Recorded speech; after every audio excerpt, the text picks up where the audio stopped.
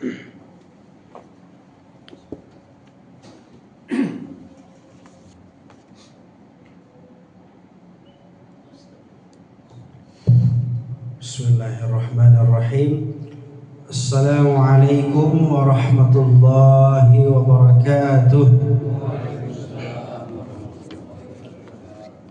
Innal hamdalillah nahmaduhu wa nasta'inuhu wa nastaghfiruh wa na'udzu billahi min shururi anfusina wa min sayyiati a'malina may yahdihillahu fala mudilla lahu wa may yudlil fala hadiya lahu. Asyhadu an la ilaha illallah wahdahu la syarika lahu wa asyhadu anna Muhammadar Rasulullah sallallahu alaihi wasallam.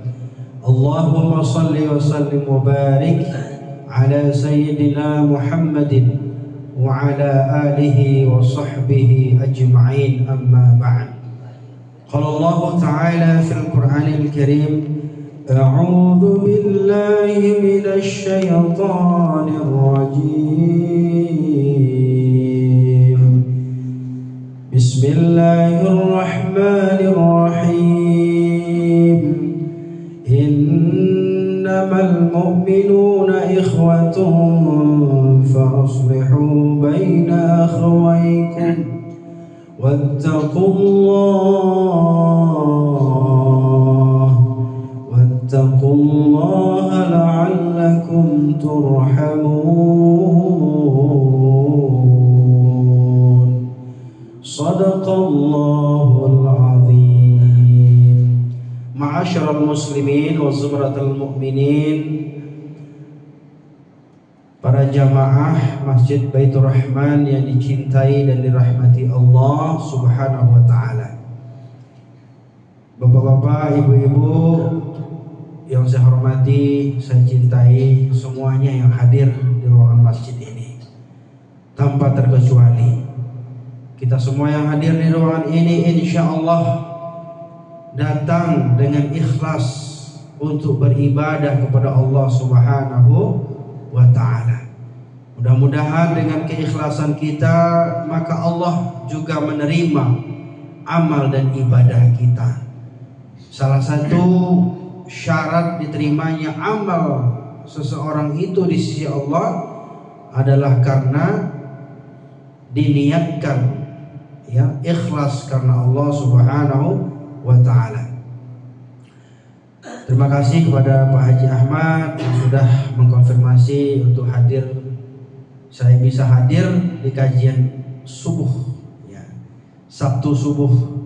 Pada kesempatan kali ini alhamdulillah saya masih berikan kesempatan sehingga saya bisa hadir kembali bersilaturahim. Mudah-mudahan bapak-bapak, ibu-ibu semuanya yang hadir di masjid ini semuanya sehat ya Bu ya. Alhamdulillah. Bapak-bapak juga sehat ya.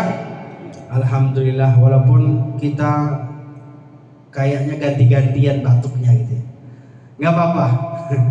Itu memang lagi cuacanya kurang cocok ya. Mungkin tubuh kita imunnya lagi turun. Jadi bukan karena hujan kita sakit, bukan karena panas kita demam, bukan, tapi karena memang tubuh kita yang kurang sehat atau kurang fit sehingga tidak kuat menerima perubahan cuaca. Kadang-kadang kan kita nyalahin, hujan mulu nih, panas terus gitu ya. Nah, jadi panas salah, hujan salah gitu. Nah, jadi oleh karena itu tetap kita bersyukur. Alhamdulillah. Ada Bang Jul juga di sini, alhamdulillah. Insyaallah. Terima kasih Pak Haji semuanya, Ibu Hajah yang sudah hadir di ruangan masjid ini. Ya, alhamdulillah semua yang hadir di sini insyaallah mudah-mudahan kalau kita wafat nanti masuk surga. Kalau sekarang belum tentunya ya. Alhamdulillah. Jadi banyak-banyak kita ucapkan alhamdulillah. Bahkan di suatu masjid itu saya dengar itu ada diulang-ulang oleh marbotnya. Ya, bahkan oleh ustadznya, oleh imamnya itu. Alhamdulillah alhamdulillahilladzi ahyana ba'dama amatana wa ilaihin nusyur. Kita harus baca sunnah. Kenapa ini menjadi penting? Karena kita bersyukur sampai saat ini masih diberikan umur dan kesehatan oleh Allah Subhanahu wa taala. Jadi kalau kita lihat Bapak Ibu, saudara-saudara, itu banyak sekali saudara-saudara kita, keluarga kita, teman kita yang sudah berpulang ke rahmatullah. Dan kita alhamdulillah sampai saat ini, ya, pagi ini masih diberikan umur yang panjang dan kesehatan oleh Allah Subhanahu wa taala.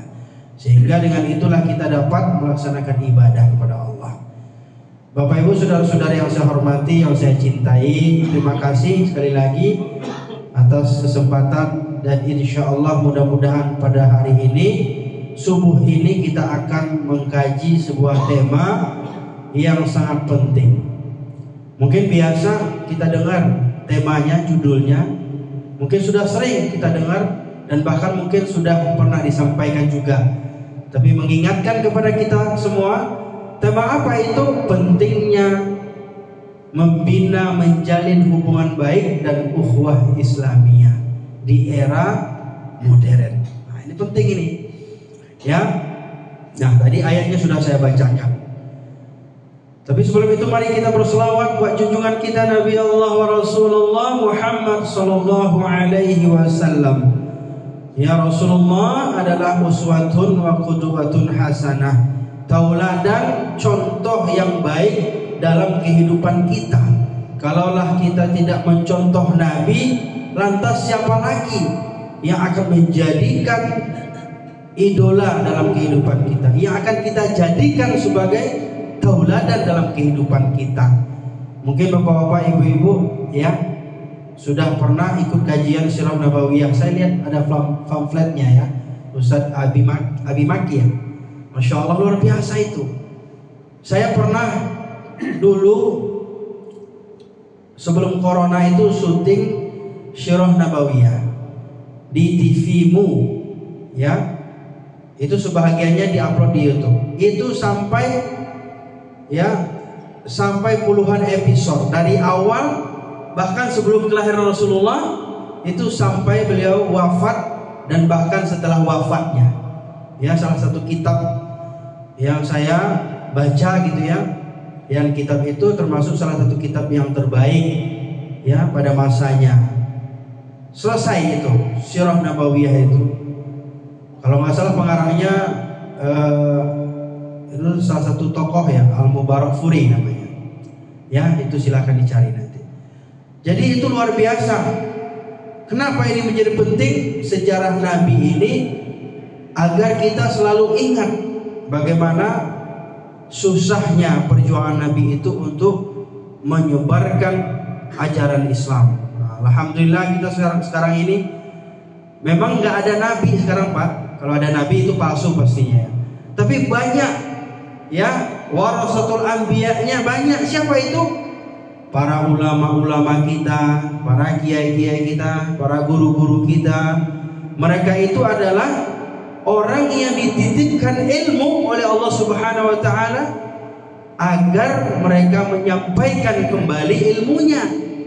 Mereka penyambung lidah daripada Rasulullah sallallahu alaihi wasallam. Walaupun ustaznya juga tidak pernah ketemu dengan Rasulullah, ya, baru-baru ketemu, mungkin mimpi pun belum pernah gitu, ya. Tapi kita yakin dan seyakin-yakinnya gitu, ya, dengan kita membicarakan sejarah daripada Rasulullah itu akan membangkitkan gairah dan semangat kita untuk menjalankan daripada sunnah-sunnah Rasulullah Sallallahu Alaihi Wasallam. Salah satunya adalah yaitu hadirnya kita di majlis-majlis ilmu. Insya Allah. Bapak Ibu saudara-saudara, ya, alhamdulillah, kalau kita lihat fenomena di akhir zaman itu, nilai-nilai atau hubungan persaudaraan, hubungan baik antar manusia itu sudah mulai retak, renggang. Ternyata ini bukan hanya di akhir zaman saja Bapak Ibu. Kalau kita lihat itu ya, di zaman-zaman terdahulu juga banyak. Bahkan kalau ibu-ibu ingat itu bagaimana Habil dan Qabil itu berantem kan gitu ya. Bahkan terjadi sebuah peristiwa pembunuhan yang pertama dalam sejarah hidup manusia, ya, antara Qabil dan Habil. Ternyata ini adalah hubungan, ya, menjadi cikal bakal di mana manusia juga sampai saat ini juga ada yang namanya hubungan yang tidak baik atau harmonis, padahal mereka itu bersaudara. Nah, inilah kaum muslimin yang berbahagia. Jadi yang pertama sekali yang perlu kita catat, apa itu ukhuwah? Apa itu persaudaraan? Kan ada persaudaraan itu terbagi dua. Kalau kita lihat, ya, pertama karena bersaudara itu ada hubungan kekerabatan. Ya, ini secara umum. Ada hubungan darah, apakah dia itu satu ayah, satu ibu, ya. Nah, mereka ini bersaudara karena memang ada nasab atau garis keturunan. Nah, yang kedua adalah persaudaraan, ya, tidak ada hubungan sedarah, tidak ada hubungan nasab, bukan seayah, bukan seibu juga, ya, tetapi mereka dihubungkan. Itu yaitu apa? Itu adalah karena mereka sesama manusia. Tetapi kalau Majelis Ulama Indonesia membagi persaudaraan itu terbagi pada yang pertama itu persaudaraan karena seakidah dan seagama. Makanya Islam yang mempersatukan kita. Makanya jangan sampai karena kita, ya, karena kita berbeda partai politik saja, berbeda mazhab saja, yang satu tidak kunut saja, itu bertikai, ya, berantem, renggang, dan bahkan tidak tegur sapa, ya, atau bahkan mungkin ada juga karena di sana pakai kunut dan dia tidak mau sholat berjamaah di sana. Nah, ini jadi problem. Dan ini Bapak Ibu yang berbahagia, sebenarnya sudah clear oleh para ulama-ulama kita antara perbedaan mazhab, ya, tata cara ibadah di kalangan kita itu sudah biasa, ya. Maka sangat ironik kalau misalnya ada atau masih ada di antara kita yang masih mempermasalahkan gitu, ya, mempermasalahkan. Kenapa? Karena persaudaraan itu tidak memandang daripada model-model atau tata cara ibadahnya. Selama dia masih sholat 5 waktu, selama dia bersyahadat kepada Allah dan Rasulullah, ya, maka mereka adalah seiman dan seagama di dalam Islam, ya. Ini yang pertama. Yang kedua adalah persaudaraan karena kita apa? Karena kita sebangsa dan setanah air, ya, al-wataniyah, ukhuwah. Yang pertama ukhuwah al-islamiyah yang tadi saya jelaskan, yang kedua ukhuwah wataniyah. Karena kita satu bangsa, satu negara, ya, bahkan satu bahasa, tentu kita memiliki rasa yang sama. Satu bangsa, satu negara, tidak boleh gontok-gontokan, ya, walaupun mungkin dia si A, beda partainya si B, partai anu, si A, partai ini, ya, pro ini dan pro itu, kontra ini, kontra itu, dan lain sebagainya. Di dalam ukhuwah wataniyah, ya, itu adalah sesama kita sebangsa dan setanah air tidak boleh saling renggang, ya, saling memisahkan, ya, apalagi kalau sampai saling tidak tegur sapa. Ini yang kedua. Yang ketiga adalah ukhuwah apa? Basyariyah. Basyariyah itu ukhuwah persaudaraan karena kita sesama manusia. Nah, ini lebih menarik lagi Bapak Ibu saudara-saudara yang berbahagia. Ukhuwah wataniyah itu sebangsa dan setanah air. Ukhuwah Islamiyah itu karena kita seagama dan seakidah. Tapi kalau ukhuwah basyariyah atau ukhuwah insaniyah ini, itu walaupun apapun agamanya, apapun bangsanya, warna kulitnya, sukunya apapun, maka mereka itu adalah saudara kita. Nah, ini adalah persaudaraan yang paling luas, yang paling mencakup dari segala hal persaudaraan. Karena nggak dipandang, Pak, ya, dari mana agamanya, sukunya apa, dia tinggal di mana, komplek apa, nggak dipandang. Pekerjaannya apa, gajinya berapa, tidak dipandang. Yang dipandang apa? Selama mereka adalah manusia, mereka itu termasuk saudara kita.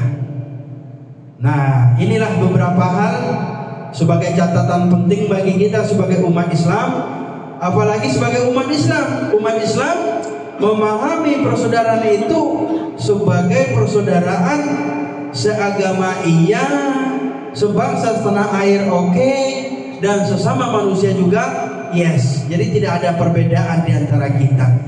Yang membedakan kita adalah karena apa? Yaitu karena ketakwaan kita kepada Allah Subhanahu wa ta'ala. Kan Allah Subhanahu wa ta'ala, wa ja'alnakum syu'uban wa qabaila. Ya, wahai manusia, aku ciptakan kalian itu laki dan perempuan, ya. Kemudian juga kalian itu berbangsa-bangsa, ya, bersuku-suku. Tujuannya apa? Lita'arafu. Dalam sebahagian ulama menafsirkan lita'arafu itu bukan hanya sekedar kita kenal, tetapi juga adalah agar kita menjalin tali persaudaraan. Sepakat ibu-ibu?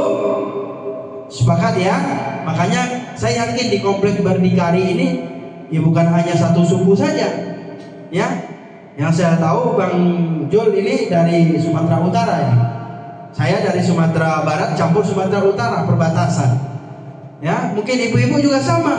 Ada yang dari Betawi, dari Sunda, dari Jawa, bahkan mungkin dari Kalimantan dan sampai Papua. Luar biasa. Ketika kita bicara ya tentang kemanusiaan, tentang insan, maka dari Sabang sampai Merauke, dari Masyriq ilal Maghrib, dari timur sampai barat, selatan dan utara, semuanya adalah saudara kita. Insya Allah. Dan ingatlah bahwasanya orang-orang yang bersaudara itu tentunya tidak akan saling menyakiti. Rasulullah mengatakan, apa kata Rasulullah? Al-muslim akhul muslim, la yazlimuhu wa la yakhziluhu wa la yahkiruhu. Rasulullah mengatakan bahwa orang Islam itu bersaudara. Kalau kita bersaudara, tidak mungkinlah kita saling menzolimi antar saudara kita, kata Rasulullah. Nggak mungkin itu. Kenapa? Karena orang Islam itu bersaudara. Bersaudaranya orang Islam bagaikan seperti ibarat satu tubuh. Satu tubuh bayi. Misalnya kalau kita ada di antara salah satu anggota tubuh kita yang sakit, itu satu saja yang sakit, yaitu yang lainnya juga ikut sakit. Kemarin saya itu sampai 3 pekan itu sakit, ya, panas gitu, tinggi banget. Bahkan sampai nggak bisa bangkit dari tempat tidur. Sholat pun saya tayamum, dan bahkan saya sholat sambil berbaring. Saking panasnya, cuman panas doang tuh. Badan panas, yang lain juga ikut, ya, merasakan, ya. Dan dibarengi juga dengan sakit kepala. Ya, kalau udah panas tuh kepala juga sakit, ya. Semuanya akan ikut sakit. Makanya Bapak Ibu yang berbahagia, kalau kita perhatikan bagaimana persaudaraan antara kaum Ansor dan Muhajirin itu luar biasa. Ya, persaudaraan mereka, ya, tidak pernah terjadinya kezaliman, tidak pernah terjadinya intimidasi, menghina, mencaci, ya, tidak pernah terjadinya permusuhan, kecuali ada di antara mereka dari golongan-golongan orang Islam. Mereka itu adalah orang-orang kaum munafik. Jadi hanya orang-orang munafiklah yang akan merusak Islam itu, yang merusak persaudaraan kita itu, yang suka provokator, ya, yang manas-manasin, ya, yang suka merusak persaudaraan yang sudah dijalin sedemikian rupa, dan bahkan mungkin bertahun-tahun kita adem ayem aja, tentram dan nyaman saja. Tetapi karena satu orang yang suka menjadi provokator dan mereka adalah orang-orang munafik, kemudian hancurlah persaudaraan itu. Masyaallah muslimin, saudara-saudara. Jadi hakikat dari persaudaraan itu adalah bahwa kita dengan bersaudara kita akan mendapat keluarga. Percaya gak? Percaya gak? Saya dapat keluarga di sini, banyak keluarga saya. Dan bahkan Bang Jol ini dan ngajak saya ke villanya itu di Bogor sana. Bogor apa Sukabumi itu? Ya, Cimande ya. Ngajak di sana. Kami dakwah juga bareng gitu ya. Keliling safari dakwah kemana-mana. Ya, bahkan banyak agenda-agenda sebenarnya yang memang ingin kami ikuti gitu. Tapi karena memang kesibukan, persaudaraan kita dipertemukan oleh Allah Subhanahu wa taala di dalam Islam itu ya, karena kita seakidah dan seagama. Bisa juga karena kita saling ya bersaudara itu karena apa? Sama visi dan misinya. Nah, ini juga. Jadi banyak sekali yang bisa kita perbuat gitu sehingga persaudaraan kita itu semakin melekat ya, semakin erat. Dan itu yang saya katakan tadi, bahwasanya persaudaraan itu mendatangkan kekeluargaan. Masya Allah, luar biasa. Nah, sekarang bagaimana caranya kita menjalin persaudaraan itu?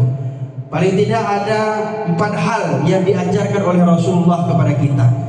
Yang pertama itu adalah ta'arufin. Kalau kita ingin bersaudara, ya maka hendaklah kita saling kenal. Nah, itulah tadi ayat yang disampaikan bahwasanya kita diciptakan bersuku-suku, berbangsa-bangsa oleh Allah Subhanahu wa taala, dari Sabang sampai Merauke, timur ke barat, selatan dan utara, ya. Tapi itu bukan lagunya Wali ya. Timur, selatan dan utara, ya, barat, ya, dan kemudian kita dipertemukan di masjid ini, dan bahkan mungkin Bapak Ibu sudah lama tinggal di komplek ini. Kita menjadi saling kenal. Ini salah satu kiat agar kita menjalin persaudaraan itu dengan cara apa? Saling kenal. Kalau udah kita kenal, maka akan lahir yang kedua, yaitu adalah tafatarahumin, yaitu saling mengasihi. Kalau kita udah saling kenal, biasanya kita akan mudah mengasihi.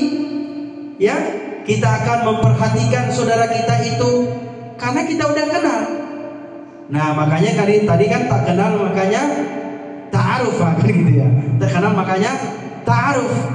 Ya, makanya kenalan gitu ya. Setelah kita kenalan, kemudian kita akan saling mencintai. Kita akan saling mencintai, ya. Kita akan saling menghargai karena kita kenal siapa dia. Ya, apalagi kalau kita kenal misalnya, oh dia nih Pak Haji nih rajin ke masjid, Masya Allah luar biasa. Ya, itu orang yang pertama udah hadir itu, jamaah yang pertama tuh, sah paling depan itu. Jadi akhirnya kita saling menghormati, Masya Allah. Jadi kalau kita ingin menghormati itu, Bapak Ibu berbahagia, bukan ditinggikan jabatan kita, bukan diperbanyak duit kita, ya, bukan karena kita ditakutin, tetapi karena apa? Karena kita adalah hamba Allah, ya, yang dekat dengan Allah dan taat kepada Allah Subhanahu wa taala. Nah, yang ketiga adalah takafulin. Kalau kita udah saling kenal, saling mengasihi, dan yang ketiga adalah kita akan saling bertanggung jawab. Makanya kalau kita di komplek itu, kita bertanggung jawab dengan saudara-saudara kita, ya. Ataupun mungkin di luar sana kita juga bertanggung jawab dengan saudara-saudara kita. Jangan sampai ada di antara teman-teman kita atau tetangga-tetangga kita atau orang yang terdekat dengan kita, mereka itu sulit, bahkan ada yang sampai kelaparan. Nah, ini jangan sampai, karena kecintaan kita kepada saudara-saudara kita harus dibuktikan dengan kita memberikan pertolongan kepada saudara-saudara kita. Takaful, jadi saling menanggung. Makanya ada asuransi takaful namanya, Bu. Itu asuransi itu artinya menanggung. Apa yang kita tanggung, kita sebagai orang yang beriman, sebagai saudaranya, kita harus merasakan apa yang dirasakan oleh saudara kita. Kita harus menanggung penderitaan atau paling tidak mengurangi penderitaan daripada saudara-saudara kita. Jadi jangan sampai nanti Bapak Ibu, saudara-saudara, ya ada di antara teman-teman kita, kerabat kita yang kesulitan, ya, terutama dalam ekonomi misalnya, kita berpangku tangan. Makanya salah satu fungsi masjid itu, karena kemarin itu di Sukabumi saya itu berkunjung ke salah satu masjid yang viral, Masjid Sejuta Pemuda namanya. Salah satu program utamanya adalah bagaimana kehadiran masjid itu memberikan dampak positif kepada masyarakat dan terutama kepada pemuda-pemudanya. Jangan sampai ada keluarga-keluarga atau masyarakat atau orang-orang yang ada di sekitar masjid itu, mereka itu masih ada yang susah hidupnya, atau dalam tanda kutip itu kelaparan dan susah ya untuk memenuhi kehidupan sehari-hari. Makanya Masjid Sejuta Pemuda itu rencananya insya Allah nanti akan kita adopsi juga di masjid tempat saya itu. Ya, salah satunya adalah program unggulan, yaitu tadi memberdayakan ekonomi masyarakat, memberikan dana untuk menghidupkan perekonomian masyarakat, terutama bagi jamaah-jamaah masjid yang ada di Sejuta Pemuda itu. Dan yang kedua, apalagi memberikan makan gratis setiap hari. Jadi bukan hanya Presiden Prabowo saja gitu, MBG ya. Di sana juga ada makan siang gratis. Siapapun yang ingin ya menikmati ya merasakan suasana kebersamaan, persaudaraan, tidak dipandang dia dari mana, ya sukunya apa, selama mereka itu sholat di situ dan kemudian mereka berhak untuk menikmati makan siang gratis. Masya Allah, luar biasa. Dan saya termasuk salah satu yang merasakan manfaatnya.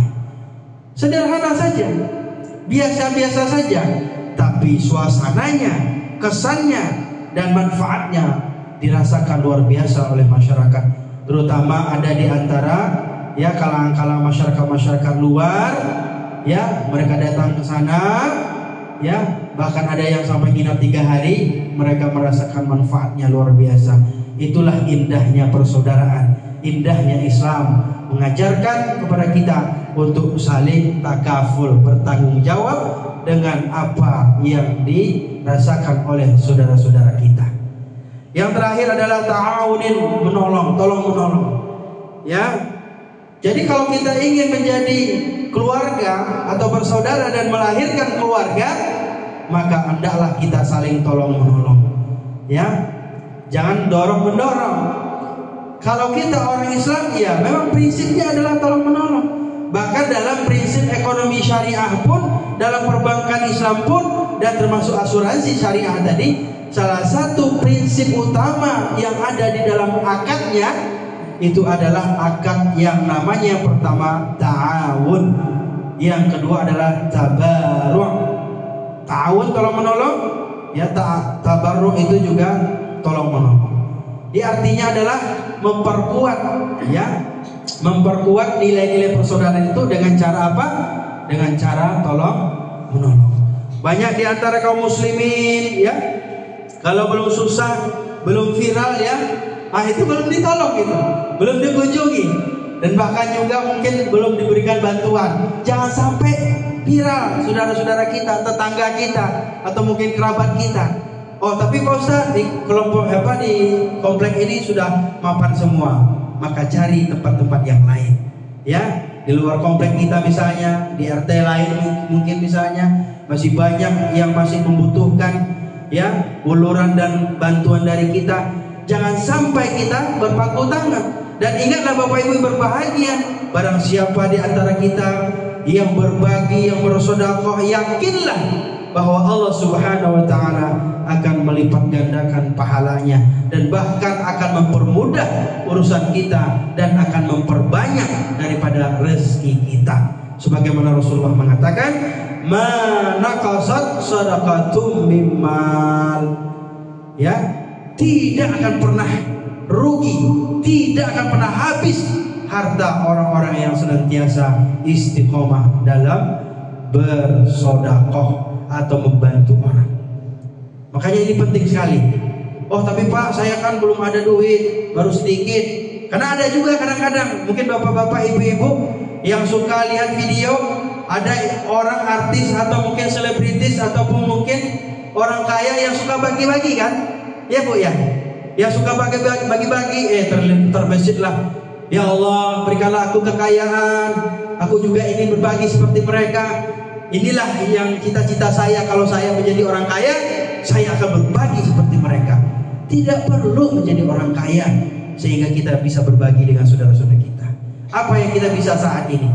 Tenaga, berikan tenaga kita. Pemikiran, berikan ide-ide kita. Ilmu, berikan ilmu kita.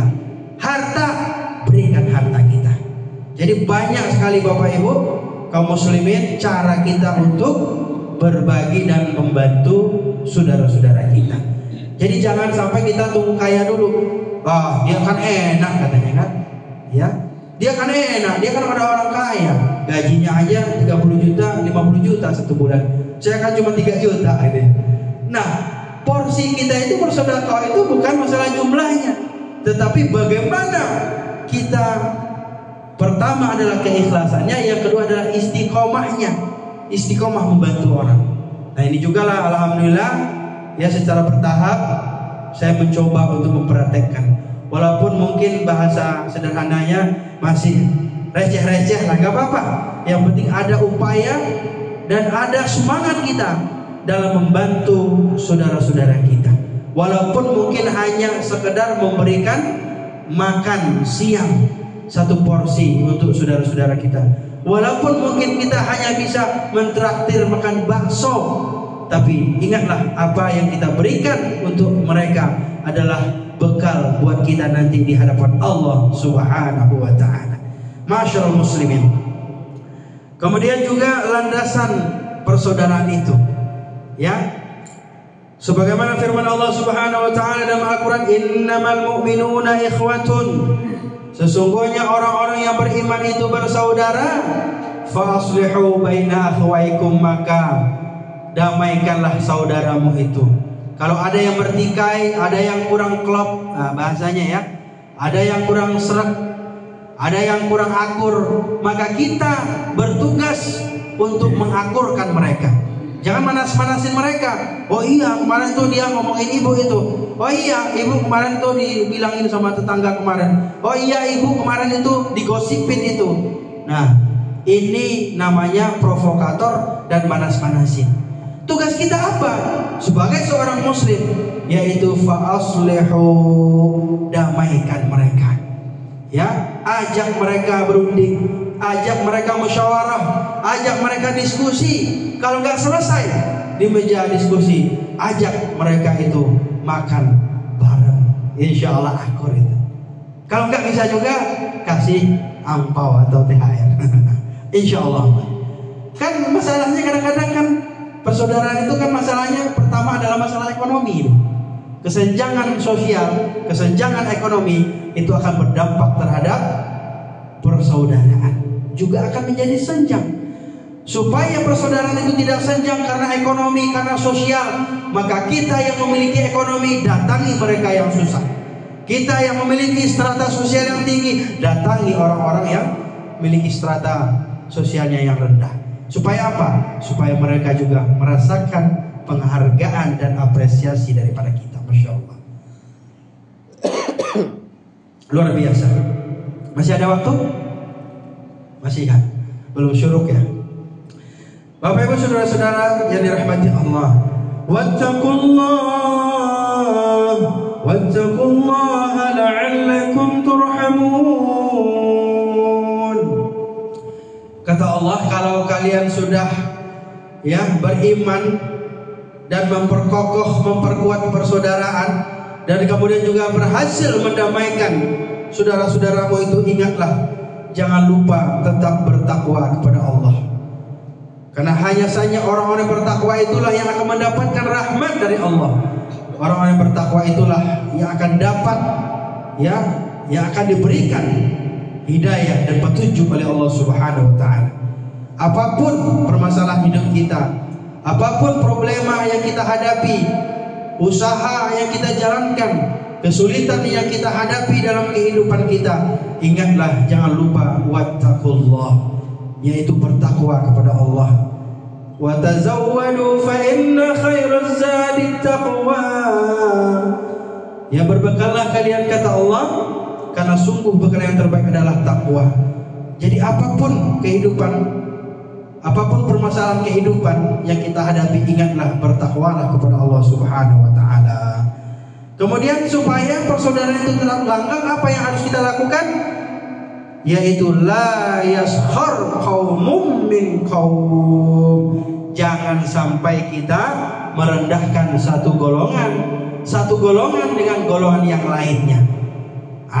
Inilah banyak terjadi di antara masyarakat kita, bahkan jamaah kita punya golongan-golongan dan kelompok-kelompok. Itu yang saya sebutkan tadi, manhaj A, manhaj B, dan golongan A, golongan B, mazhab ini, mazhab itu, dan lain sebagainya. Mazhab itu bukan untuk diperdebatkan dan bukan juga untuk diperselisihkan di antara kita, tetapi mazhab atau manhaj itu bertujuan adalah untuk mempermudah kita dalam menjalankan syariat Islam. Jadi ini Bapak Ibu, bahkan ada tuh di samping di tempat saya juga masjidnya, sampai ada kelompok-kelompok, golongan-golongan, kelompok A tidak mau sholat di kelompok B, kelompok B nggak mau sholat di kelompok A. Kenapa? Karena yang satu misalnya pakai kunut, yang satu tidak. Yang satu misalnya mereka itu ngaji atau mau sholat itu atau mau azan, mereka misalnya dikumandangkan ayat Quran, yang satu tidak. Ada aja. Dan itu masih sampai saat ini tidak mau. Kenapa ini terjadi? Karena apa? Karena kita merasa lebih baik daripada mereka. Dan itu adalah syaitan. Hanya iblis yang mengatakan ana khairum minnak. Ana khairum minhu. Kata iblis pada siapa? Kepada Allah. Saya lebih baik daripada dia. Ketika iblis ini disuruh tunduk kepada Nabi Adam, gak mau dia. Aba wastakbar, enggan dan kemudian apa? Menyombongkan diri. Apa kata iblis? Ana khairum minhu, saya lebih baik daripada dia. Ketika kita merasa lebih baik daripada orang, maka kita akan merendahkan orang secara otomatis. Kita akan merasa lebih baik. Ketika kita merasa lebih baik, maka kita akan menghina orang yang di luar kita, di golongan di luar kita. Inilah Bapak Ibu berbahagia. Kenapa ini menjadi penting catatan kita? Sudahilah, akhirilah sudah. Pertikaian-pertikaian itu mari kita jalin persaudaraan sehingga menjadi keluarga yang baik. Jangan kita merendahkan, jangan kita menghinakan. Bisa saja kata Allah, asa ayyakunu khairum minhum. Bisa saja orang yang kita rendahkan, orang yang kita hina, itu bisa saja lebih baik daripada kita. Mungkin karena ekonominya yang gak mapan, mungkin karena dia sosialnya tidak tinggi, karena kita merasa ekonominya lebih tinggi, lantas kita rendahkan mereka. Ingatlah, bisa saja mereka ekonominya lebih rendah, bisa saja sosialnya lebih rendah, bisa saja itu lebih tinggi di hadapan Allah Subhanahu wa taala ketimbang kita yang ekonominya tinggi, sosialnya tinggi, pendidikannya tinggi. Karena kita merendahkan orang, justru kitalah yang menjadi manusia yang rendah dan hina di hadapan Allah Subhanahu wa taala. Kemudian wala nisa'u min nisa'in asa ayyakunna khairan minhunna. Antara perempuan satu dengan perempuan yang lainnya jangan sampai menggunjing saudaranya, menjelek-jelekkan, mengumbar aibnya, apalagi sampai memposting di media sosial tentang aib saudaranya, kekurangan saudara-saudaranya, dan kemudian memviralkan. Jangan sampai. Kenapa? Karena bisa saja ibu-ibu yang kita rendahkan, Bu, itu bisa saja mereka, ibu-ibu itu lebih baik daripada kita yang suka merendahkan dan menghina mereka. Dan itu akan berlaku Ketika kita menghormati dan memuliakan orang, menghargai seseorang, maka penghormatan itu akan kembali pada diri kita. Tetapi sebaliknya, apabila kita merendahkan orang, menghina orang, ya, maka sungguh penghinaan itu ya akan kembali kepada diri kita. Ingatlah, saya teringat itu salah satu ceramahnya Agim itu, ya, jangan pernah merasa hina, jangan pernah merasa rendah ketika kamu direndahkan. Sesungguhnya orang yang merendahkan kamu itu, itulah hakikatnya yang rendah di mata Allah. Masya Allah, luar biasa itu kata-kata itu. Maka ketika kita ya ingin dimuliakan Allah, maka muliakan manusia. Jangan sampai kita ya merendahkan, menghinakan, dan bahkan ya kita sampai-sampai menfitnah daripada saudara-saudara kita, kaum muslimin lainnya. Dan yang kemudian apa lagi? Kata Allah Subhanahu wa taala, "Ya ayyuhalladzina amanu ijtanibu katsiran minadh-dhanni inna ba'dadh-dhanni ism wa la tajassasu wa la yaghtab ba'dukum ba'dha." Kata Allah dalam Al-Qur'an, wahai orang beriman, jauhilah prasangka-prasangka. Ini salah satu yang dapat mengakibatkan runtuhnya persaudaraan, karena kita suka suuzon. Mohon maaf nih Bu ya, kita kadang-kadang suka suuzon. Ya, baru aja dia beli mobil baru, dibilanglah korupsi.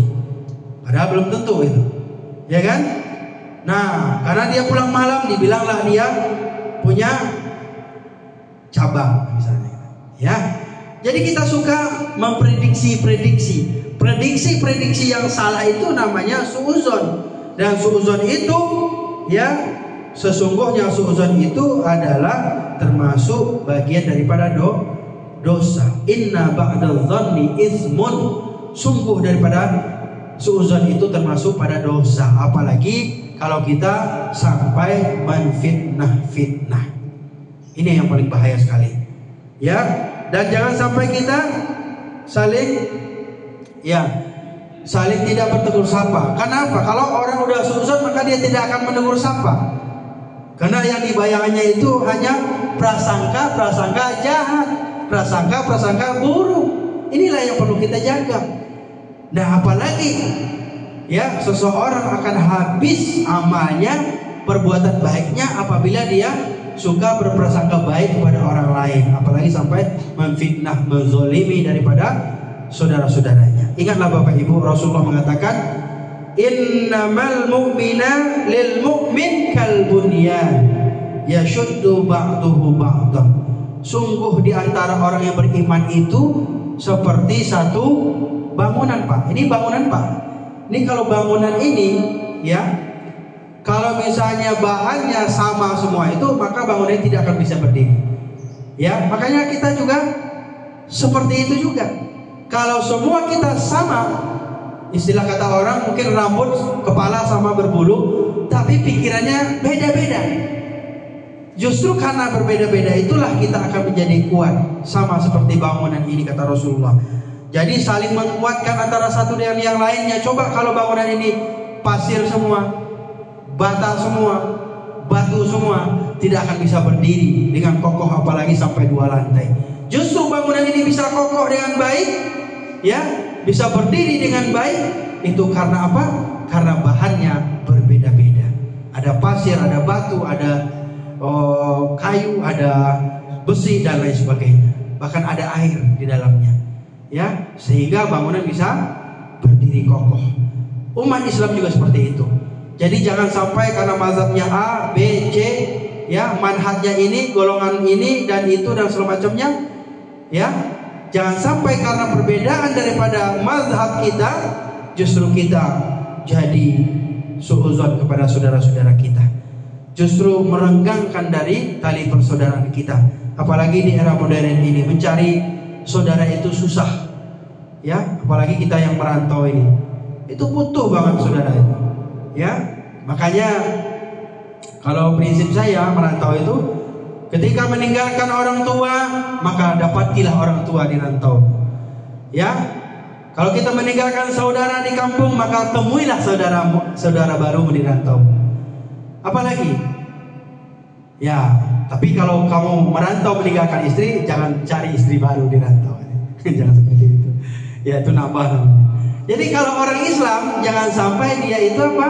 Buruk sangka. Kalau bahasa Minangnya itu buruk sangko, gitu ya.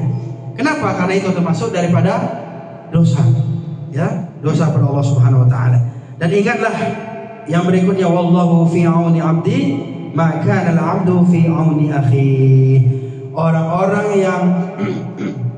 yang tidak akan renggang maksud saya persaudaranya adalah selama mereka saling membantu dan saling tolong menolong. Dan orang yang saling tolong menolong, maka Allah juga akan menolong dirinya. Orang yang suka menolong maksud saya, maka mereka juga akan ditolong oleh Allah Subhanahu wa taala. Dan penutup dari kajian kita pada subuh hari ini, nah ini ada catatan-catatan. Yang pertama itu ya, bagaimana caranya kita mempertahankan. Yang pertama adalah kita harus memperkuat iman. Kalaulah tidak karena iman, mungkin semuanya akan menjadi kacau. Makanya istilah saya, kalaulah tidak karena iman, maka semuanya tidak akan pernah aman. Percaya itu? Iman ini. Makanya dengan kita kajian-kajian ini, dengan kita sholat istiqomah berjamaah di masjid ini, maka kita akan terjaga keimanannya. Kalaulah iman terjaga, maka persaudaraan juga akan terjaga. Masya Allah, luar biasa. Karena era digital luar biasa saat ini, fitnah-fitnah bertebaran di mana-mana, provokator ya itu aktif di mana-mana, merusak persaudaraan kita. Bahkan bukan hanya antar mazhab ya, manhaj, tapi juga antar berbangsa dan bernegara. Masya Allah, luar biasa. Jadi iman ini menjadi kuncinya. Dan bahkan dalam satu riwayat dikatakan iman itu adalah kepalanya, ya, pemimpinnya. Kalaulah pemimpinnya rusak, hilang, ya, maka sungguh hilanglah yang lainnya. Karena kan rakyat itu kan tergantung pada pemimpinnya. Nah, jadi iman itu pemimpin. Iman itu adalah Rasul Amri, ya. Rasul Amri itu apa? Itu adalah kepala dari segala perkara-perkara dalam kehidupan kita. Jadi kalau iman kita rusak, maka semua urusan-urusan kita juga akan rusak, termasuk hubungan dari keluarga dan persaudaraan kita. Tapi kalau imannya mantap, mantul, maka semua perkara-perkara yang lain juga akan selamat dan sentosa.